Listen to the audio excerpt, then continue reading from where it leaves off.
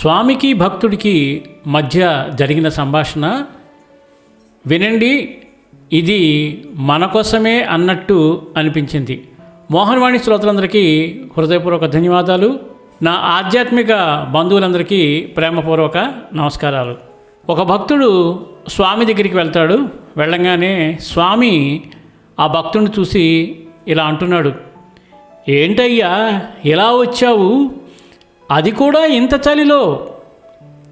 స్వామి, నిన్ను చూడాలనే సంకల్పం ముందు ఈ చలి ఎంత స్వామి? అయితే నా దర్శనం కోసం నువ్వేమైనా చేస్తావా? స్వామి, అవును స్వామి, అలిపిరి మెట్లు ఎక్కమన్నా ఎక్కుతా, గంటల తరబడి వెయిటింగ్ హాల్లో ఉండమన్నా ఉంటా, చలి చూడను, ఎండను పట్టించుకోను, మంచు ఉందని భయపడను. నా దర్శనం ఎందుకు నీకు? అదేమిటి స్వామి అలా అంటారు? నిన్ను చూస్తే వచ్చే ధైర్యం, హాయి, సంతోషం, మనశ్శాంతి అంతా ఇంత కాదు. నన్ను చూస్తే నీకు ఇవన్నీ కలుగుతాయంటావు, అవునా? అవును స్వామి. దేవుడు అంటే ఏమిటి నీ దృష్టిలో? స్వామి, దేవుడు అంటే మనల్ని నడిపించే నమ్మకం, కాపాడే శక్తి, కాసే కాపు. ఇవన్నీ నేను చేస్తానా? స్వామి, చేస్తున్నావు కాబట్టే కదా స్వామి ఇంతమంది నిన్ను ఇలా కొలుస్తున్నది. నీ దృష్టిలో ఇలాంటివి చేసేవాళ్లే దేవుళ్ళు అంటావు, అంతేనా? అవును స్వామి. ఇంతకన్నా ఎక్కువ చేస్తే అసంభవం స్వామి. ఇంతకన్నా ఎక్కువ ఎవరూ చెయ్యరు, చేయలేరు. నిన్ను మించిన మహిమలు కలవారు ఎవరూ లేరు, ఉండరు. అదేంటయ్యా, ఉంటే ఏం చేస్తావు? ఉంటే ఏం చేస్తావు? స్వామి, ఉండరు, ఉండనే ఉండరు. ఒకవేళ నువ్వు చెప్పినట్టు ఉంటే నా ఊపిరి ఆగే వరకు వాళ్లకు సేవ చేస్తా. సరే, తయారవ్వు. ఏంటి స్వామి, నిజంగా నీకన్నా నా కోసం ఎక్కువ కష్టపడేవాళ్ళు ఉన్నారా? ఉన్నారు. ఎవరు స్వామి వాళ్ళు? ఎక్కడ ఉంటారు? ఉన్నారు. ఎవరు స్వామి వాళ్ళు? ఎక్కడ ఉంటారు? నీకోసం, నీకంటే ముందు మేల్కొనే వాళ్ళు, నీ నిద్ర కోసం తమ నిద్రను త్యాగం చేసిన వాళ్ళు, నీ ఆకలికి తమ ఆకలిని అడ్డేసిన వాళ్ళు, నీ నవ్వు కోసం తమ కన్నీళ్లను దాచుకున్న వాళ్ళు. స్వామి, అలా మాట్లాడొద్దు, అర్థమవుతోంది. నీవు అలిపిరి మెట్లు ఎక్కుతానన్నావు కదా, వాళ్ళు నీ పుట్టుక నుంచే జీవితమంతా మెట్లు ఎక్కుతూనే ఉన్నారు. నీవు గుడి గంటలు తరబడి వెయిటింగ్ హాల్లో ఉంటానన్నావు. వాళ్ళు ఏళ్ల తరబడి నీ భవిష్యత్తు కోసం వేచి చూస్తూనే ఉన్నారు. స్వామి, ఆపండి, నా గుండె తట్టుకోలేకపోతోంది. నీవు చలిని పట్టించుకోనన్నావు. వాళ్ళు వర్షాన్ని, ఎండను, ఆకలిని కూడా పట్టించుకోలేదు. నీవు మంచుకి భయపడనన్నావు.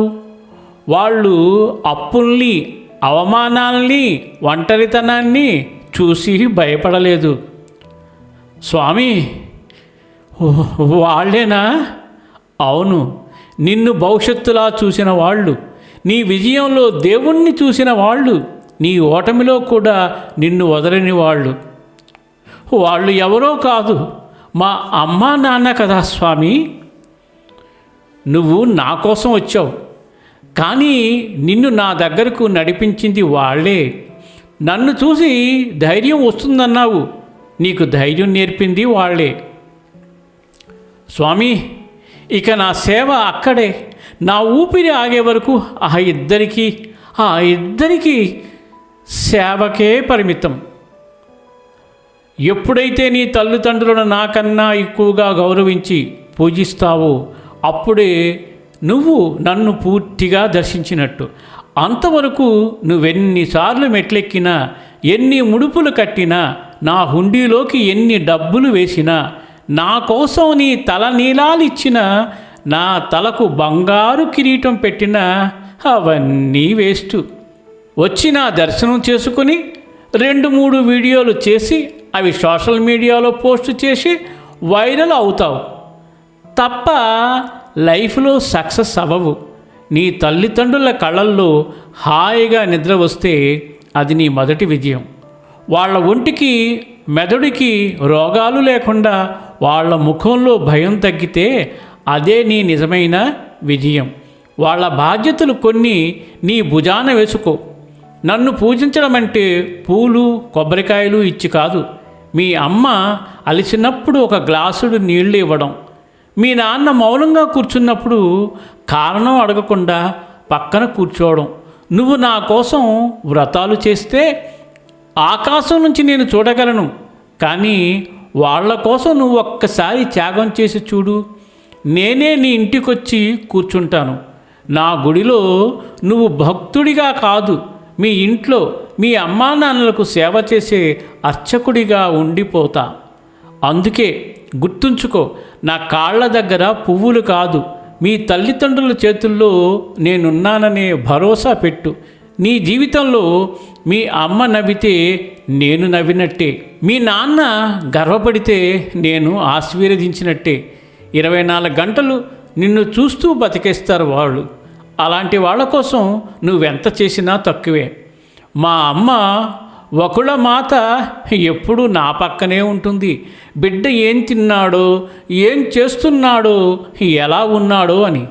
అలాంటి తల్లిదండ్రులను మించిన దేవుళ్ళు ఉండరు. చివరిగా ఒక్క మాట, దేవుళ్లకు అమ్మా నాన్నలకు ఉండే చిన్న తేడా ఏంటో చెప్తా విను.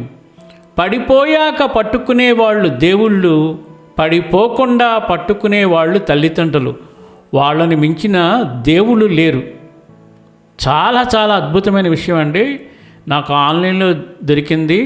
నిజంగా తల్లిదండ్రులే మనకు కనిపించే ప్రత్యక్ష దైవాలు. వారిని మనం పూజించకుండా, వాళ్ళని జాగ్రత్తగా చూసుకోకుండా ఇలా దేవుళ్ళు వెంట పడితే దేవుళ్ళు మాత్రం ఏం చేస్తారండి? చాలా అద్భుతమైన కథ ఇది. అందరికీ, ప్రతి కుటుంబానికి చేరవలసిన కథ. తప్పకుండా చేరవేసి ఈ విషయాన్ని అందరికీ తెలియచేసి తల్లిదండ్రుల గొప్పతనాన్ని ఒక్కసారి గుర్తు చేసిన వాళ్ళు అవుతారు. ఇంకా ఆలస్యం చేయకుండా ఈ ఆడియోని షేర్ చేస్తారు కదూ. సర్వే జన సుఖినో భవంతు, లోకా సమస్త సుఖినో భవంతు. మాతృదేవో భవ, పితృదేవో భవ, ఆచార్య దేవో భవ, అతిథి దేవో భవ. ధన్యవాదాలు. స్వస్తి. మన మోహనవాణి కార్యక్రమాలు మీకు నచ్చినట్లయితే వెంటనే ఒక లైక్ చేయండి, అలాగే కామెంట్ చేయండి, ఎక్కువ మందికి షేర్ చేయండి. సబ్స్క్రైబ్ చేసుకోకపోతే వెంటనే మన ఛానల్కి ఇప్పుడే సబ్స్క్రైబ్ చేసుకోండి. ధన్యవాదాలు.